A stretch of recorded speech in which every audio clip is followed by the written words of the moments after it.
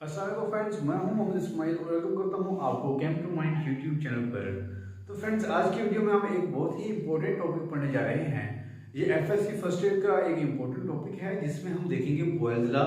ये एग्जाम्स के point of view से बहुत short question plus long question दोनों के लिए बहुत ही इंपॉर्टेंट है।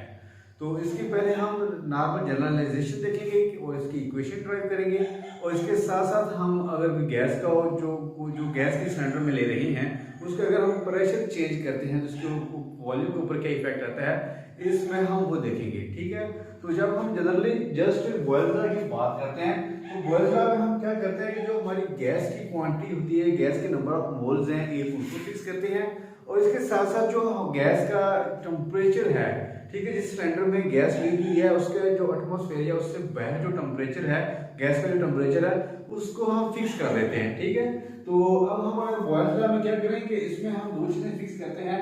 एक हमारे पास number of moles of gas, जो हमारे पास number of moles of gas है, या जो हमारे पास गैस की क्वांटिटी है वो हमारे पास कांस्टेंट होती है, और इसके साथ साथ दूसरा हमारे पास क्या कांस्टेंट होता है कि टेम्परेचर। ठीक है, हम टेम्परेचर जो है वो भी कांस्टेंट करने जा रहे हैं। बॉयल्स लॉ में क्या करते हैं, एक हमारे पास क्वांटिटी ऑफ गैस यानी कि जो हम गैस ले रहे हैं, जो किसी सिलेंडर के अंदर गैस है उसकी क्वांटिटी हमने कांस्टेंट कर देनी है, वो गैस की क्वांटिटी सेम रखनी है, और उसके साथ साथ जो गैस का टेम्परेचर है वो हमने सेम रखना है। तो जब हम गैस की क्वांटिटी और गैस का जो टेम्परेचर है वो कांस्टेंट कर दें तो उसके बाद जो बॉयल्स लॉ की स्टेटमेंट है, जो इसकी डेफिनेशन है वो ये है कि इट स्टेट्स दैट, यहाँ पर हम क्या बॉयल्स लॉ की डेफिनेशन लिखेंगे कि it states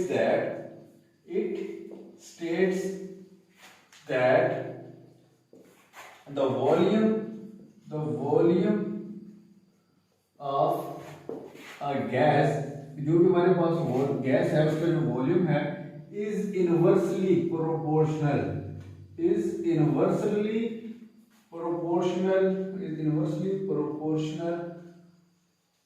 to the applied pressure, कि जो हम प्रेशर लगा रहे हैं उसकी इन्वर्सली प्रोपोर्शनल होगा व्हेन जब temperature and number of moles of gas are constant, कि जब हम गैस के नंबर ऑफ मोल्स और गैस का टेम्परेचर कांस्टेंट कर दें तो जो गैस हमारे पास है उस गैस के ऊपर जो प्रेशर लगा रहे हैं वो प्रेशर और जो उससे गैस का जो वॉल्यूम है इनका एक इनवर्स रिलेशन है। तो इसके अकॉर्डिंग क्या करें कि जो हमारा वॉल्यूम है वो इनवर्सली प्रोपोर्शनल है प्रेशर के, यानी कि जितना हम प्रेशर बढ़ाते जाएंगे, जैसे जैसे हम प्रेशर बढ़ाएंगे वैसे वैसे जो गैस का वॉल्यूम है वो कम होता जाएगा। तो हमने लिख दिया कि it states that the volume of a gas is inversely proportional to the applied pressure, जो हम प्रेशर अप्लाई कर रहे हैं वॉल्यूम उसके इनवर्सली प्रोपोर्शनल है। कब ये उस वक्त होगा जब हम टेम्परेचर और number of moles of gas constant कर दें। ठीक है, तो इसको हम मैथमेटिकल फॉर्म में लिखना चाहें मैथमेटिकली, तो मैथमेटिकली यहाँ पर हमारे पास क्या आएगा कि जो हमारे पास गैस का वॉल्यूम है उसके लिए हम क्या करेंगे, v क्या है, इनवर्सली प्रोपोर्शनल, उसके लिए हम लिख दें कि 1/v। ठीक है, v inversely proportional to pressure, या फिर v directly proportional to 1/p आ गया। तो हम क्या करते हैं कि जब हम ये प्रोपोर्शनैलिटी है इसको खत्म करते हैं तो ये हमारे पास आएगा v इक्वल्स टू k/p। तो यहाँ पर k क्या है, k हम लिख देंगे कि जो k है ये एक हमारे पास कांस्टेंट ऑफ प्रोपोर्शनैलिटी है। ठीक है, कांस्टेंट ऑफ प्रोपोर्शनैलिटी मींस के जो प्रोपोर्शनैलिटी है उसको क्या कर रहा है, उसको ये रिप्रेजेंट कर रहा है कांस्टेंट ऑफ प्रोपोर्शनैलिटी। और ये कब कांस्टेंट होगा, जब टेम्परेचर और उसके साथ साथ number of moles of gas हमारे कांस्टेंट हो। तो आप ऐसा करें, अपना रजिस्टर और नोटबुक लेकर बैठें और इस साथ साथ जैसे मैं लिखवा रहा हूँ इसके नोट्स बनाते जाएं, ये आपको एग्जाम में भी बहुत बेनिफिशिएंट होगा, और आपको ये टॉपिक जब तैयार करना है तो उसको तैयार करने के लिए बहुत आसानी पैदा करेगा। और आप इसी तरह लिख दें पेपर में, ये आपको 100% मार्क्स दिलवाएगा। ठीक है, तो आप जस्ट इसी को कॉपी करके आए, इसको समझे, याद करें, समझ लें, याद खुद हो जाएगा, और लिख लें। और इसी को अगर आप पेपर में लिखकर आते हैं तो आपको कोई भी इसमें से नंबर माइनस नहीं होगा, ये आपको 100% नंबर देगा। तो आप अपने बेहतर साथ साथ नोट्स बनाते जाएं। ठीक है, तो मैथमेटिकली हमने देख लिया कि जो वॉल्यूम है वो इनवर्सली प्रोपोर्शनल है 1/p के और v kp आ गया। तो अब हम क्या चाहें कि ये जो इधर p प्रेशर डिवाइड हो रहा है इसको इधर मल्टीप्लाई कर दें तो हमें एक नई इक्वेशन मिल जाएगी। सपोज ये हमारी इक्वेशन 1 है और अब हम क्या करते हैं कि जो p है उसको मल्टीप्लाई कर देते हैं v के साथ, तो pv हमारे पास k आ जाएगा। ठीक है, तो इससे क्या हमें पता चलता है कि इससे हमें इस बात का पता चल रहा है कि जो प्रोडक्ट है हमारे पास, product of pressure and volume is constant, is a constant value, कि जो हमारे पास प्रोडक्ट आ रहा है प्रेशर का और वॉल्यूम का वो एक कांस्टेंट के इक्वल है।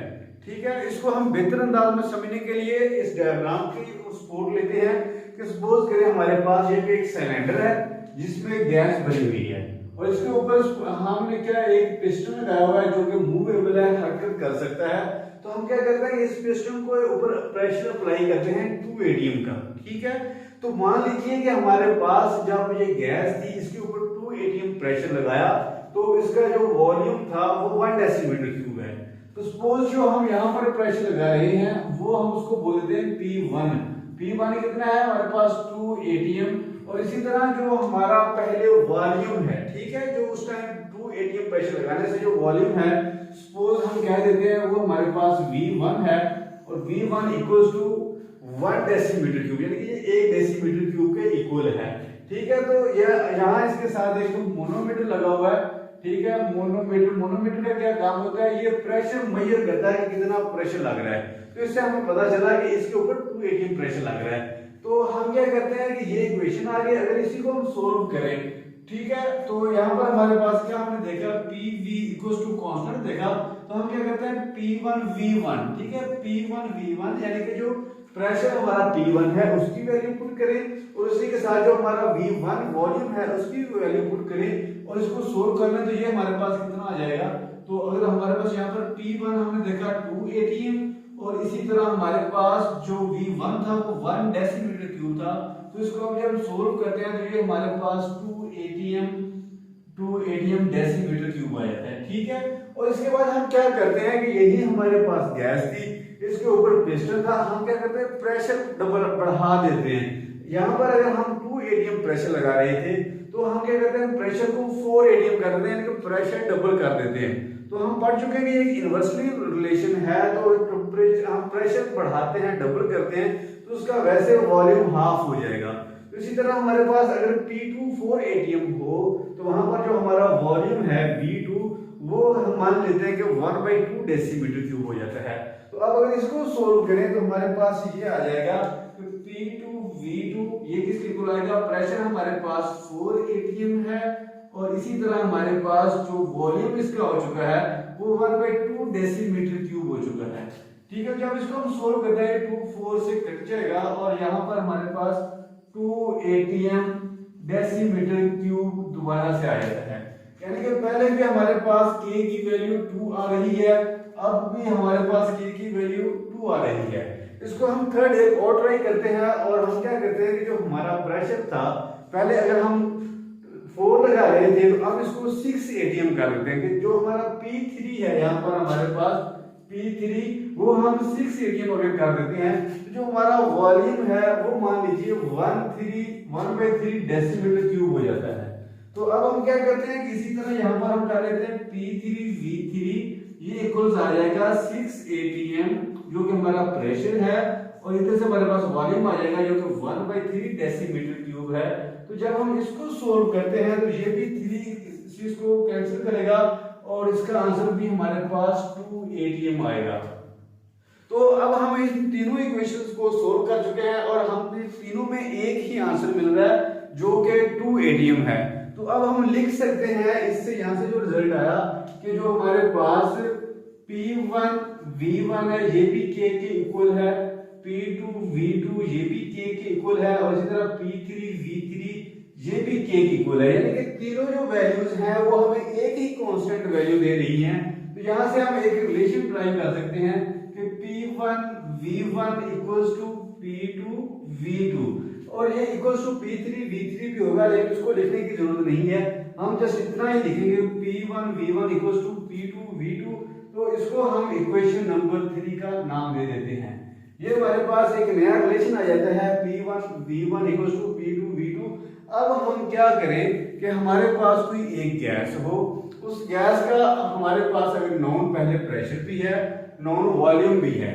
अब हम अगर उस गैस का प्रेशर चेंज कर दें तो उसके वॉल्यूम के ऊपर क्या इफेक्ट आएगा वो हम इस इक्वेशन से मेजर कर सकते हैं। या फिर क्या करें कि हमारे पास पहले एक वॉल्यूम भी नोन है, एक प्रेशर भी नोन है, और दूसरे का भी हमें वॉल्यूम अगर नोन है तो उसका प्रेशर क्या होगा वो इस इक्वेशन से हम उसका प्रेशर भी फाइंड कर सकते हैं। तो ये थी सिंपल सी इक्वेशन, ठीक है। इससे हमें दो चीजें सामने आई। एक तो हमारे पास ये जो रिलेशन था कि P is inversely proportional to 1/P, ठीक है, V is inversely proportional to 1/P। इससे हमें एक ये रिलेशन मिला और इस रिलेशन से हमने एक ये रिलेशन ड्राइव किया। तो अगर हम इसी इक्वेशन की बात करेंगे, ये जो हमें इक्वेशन मिल रही है PV इक्वल्स टू कांस्टेंट, तो इससे अगर हम बॉयल्स लॉ की एक और डेफिनेशन लिखने की बात करें, बॉयल्स लॉ, तो हम बॉयल्स लॉ को कुछ यूं भी डिफाइन कर सकते हैं। कैसे कि जो हमारे बॉयल्स लॉ के according the product of pressure, जो हम प्रेशर अप्लाई कर रहे हैं किसी भी गैस के ऊपर, और उसके साथ एंड जो उसका वॉल्यूम है, and volume, pressure and volume is a constant quantity, कि जो हमारे पास गैस का वॉल्यूम है और गैस के ऊपर जो प्रेशर लग रहा है, उन दोनों को अगर हम मल्टीप्लाई कर दें तो हमें एक कांस्टेंट अमाउंट मिलती है, कांस्टेंट वैल्यू आती है। तो ये भी एक बॉयल्स लॉ की डेफिनेशन हो सकती है। तो आज के लेक्चर में हमने बॉयल्स लॉ की दो डेफिनेशंस देखी हैं।